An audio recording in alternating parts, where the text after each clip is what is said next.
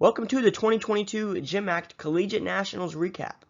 This event was held in conjunction with the Developmental Nationals, and let me tell you, there were so many athletes from those other sessions to come and watch the GymACT session, and it led to such an exciting atmosphere inside the stadium.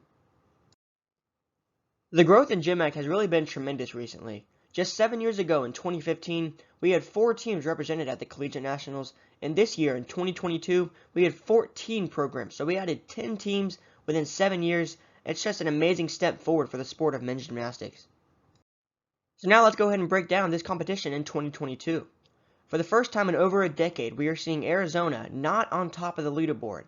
They did come in second, but in first was Iowa GymACT, who won the title in their first year of being in GymACT. And they also posted a 319.95, which is the highest score we've seen all year. Iowa took first on every single event besides the vault, where they finished second. But on the floor, pommel horse, rings, parallel bars, high bar, and in the team all-around, they took the gold medal on every single one of those events, as well as having a few event winners, which I'll get to later. To compare the top 2 teams in Arizona and Iowa, I'll take the average score per routine and then broke it down by events. So starting on the floor, you see AMG and Iowa are both averaging about a 13.4. You see Iowa with a very slight advantage, but the floor really wasn't a big separator event in this competition. And then if we move on to the pommel horse, you see both teams are actually at a deadlock. They tied, averaging about a 13.13 per score, where in the past we've seen AMG with actually a slight advantage on the pommel horse. So the fact that Iowa was able to hit their pommel sets is really one of the biggest reasons why they didn't let AMG get a big advantage in this competition. The biggest difference in this competition proved to be the steel rings. You see Iowa averaging about a 13.0 on the rings, while Arizona's averaging a 12.2. So Iowa's averaging about 0.8 higher per routine on the rings, which is why that event became substantially the biggest difference in this competition. The vault is where Arizona began to fight back a little bit, right? You see them averaging about a 14.05 to Iowa's 13.95. So Arizona did have the advantage on the vault by about 1/10 per score. And Iowa scored about 0.2 higher per routine on both the parallel bars and the high bar. Right, so those 2 events plus the rings are the biggest reasons why Iowa took the gold in this year's 2022 GymACT National Championships. Moving on to the 3-4 battle between Eastern Conference champions Minnesota and Washington, it was actually Washington who finished in third, earning themselves a podium spot. Washington scored just above a 302, finishing in third, but last year they scored just above a 301 and finished in second. Right, so despite dropping a place in the standings, they actually had a better meet this year than last year. They finished top 3 on all the events besides the pommel horse, while the team that beat them out for third place on the pommel horse was actually the 4th place team, Minnesota. Right, they finished third on the pommel horse as well as the rings, and on the rings they have Yaroslav Owens-Pochinka, who won the national title on the rings. The battle for 5th and 6th was so close between Temple and SoCal United. Right, you see Temple taking the floor, pommel horse, and the rings, but the vault, parallel bars, and high bar were all won by SoCal United. So each team won 3 events and had the advantage, but the biggest difference in this competition was Temple's pommel horse. They scored 3 points higher than SoCal United did, which led to them taking 5th place in this year's national championships. The 7th place finisher in this year's competition was the Rocky Mountain Pride, who is one of the most consistent teams in this entire competition. They finished top 6 on 3 of the events in the floor, vault, and parallel bars, as well as 7th on the pommel horse. So the consistency of Rocky Mountain Pride is the biggest reason why they ended up in 7th place this year. It was such a close battle between Interstate Rivals, UIC, and NIU. They were each taking 3 events, as UIC took the floor, pommel, and rings, and NIU took the vault, parallel bars, and high bar. But all of these events, besides the rings, are separated by less than 1 point. So such close battles between these foes, but the rings was the biggest difference between these 2 teams. One of the highlights in this competition for NIU was Malcolm Moore's floor routine. He has great landings as well as great transitions, and I really wanted to showcase this routine. He's going to do a double back there, not even grab his legs. That's how high he got. And he also landed completely with his chest up. Great chest position there. He's going to transition into the second pass now, which is a front handspring Rudy, also landing perfectly with the chest up. Quick transition, so I don't think they got any deductions on that pass. Another front handspring to a Barani this time with a very small hop, but again, the chest position on his landings are key, and that was a big highlight for NIU in this competition. Now moving on to Georgia United, who finished in 10th place, and this was their first competition all year where they could fill all their lineup spots. So a great competition there from Georgia United, and they also had a top 5 finish on the rings. And here's Georgia United's Zach English in his rings routine from this competition. He's going to start with a very controlled pike Yamawaki into the whip it to L, even more control there. Nicely done as he presses up to the handstand. Holds it for the full 2 seconds, swings into the Yamawaki into the front giant. Wow. Keeping the swing very nicely done there. Back giant is textbook, no arm bend at all.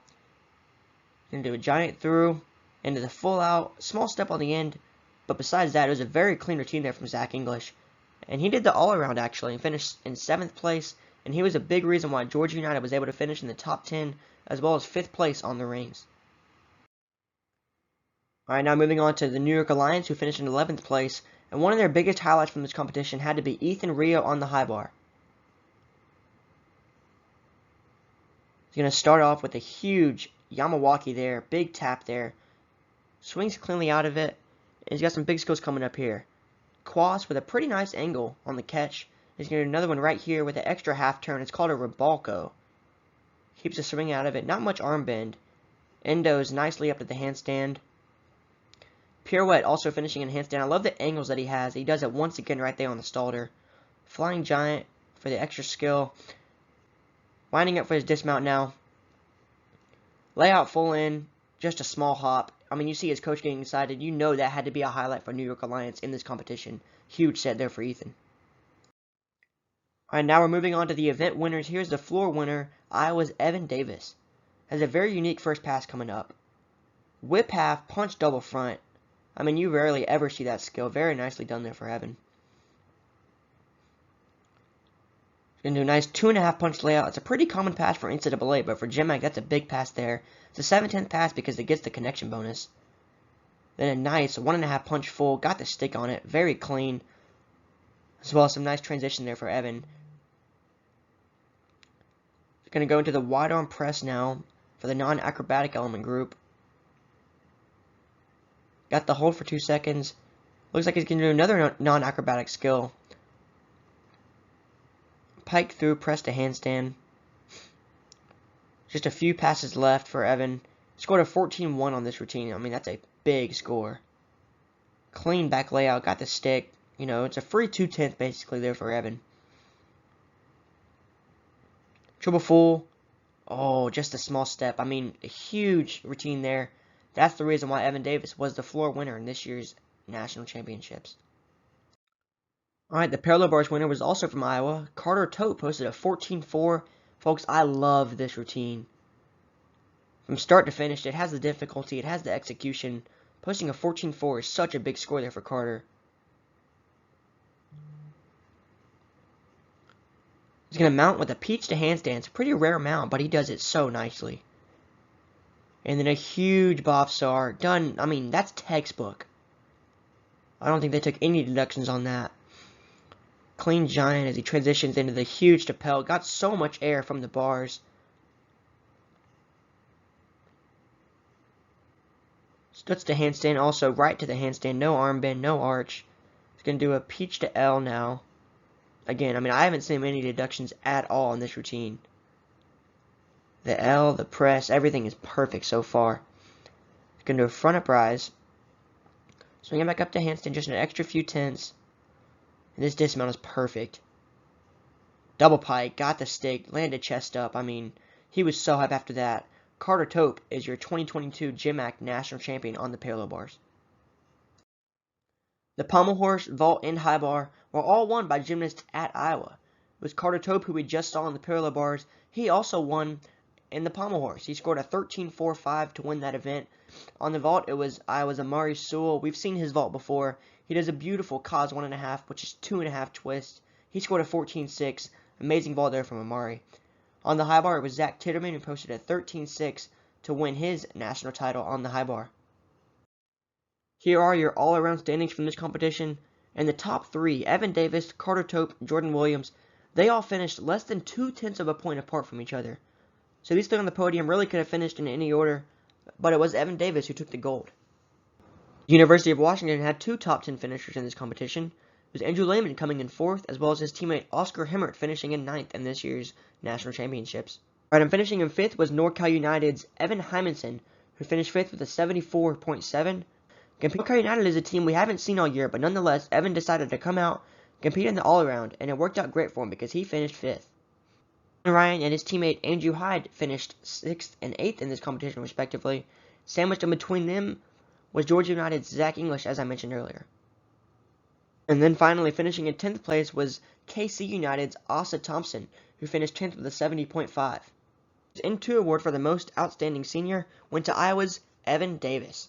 Alright, so just to recap, Evan Davis, as a senior in his last competition, he won the floor title, the all-around title, the team title, as well as the N2 award.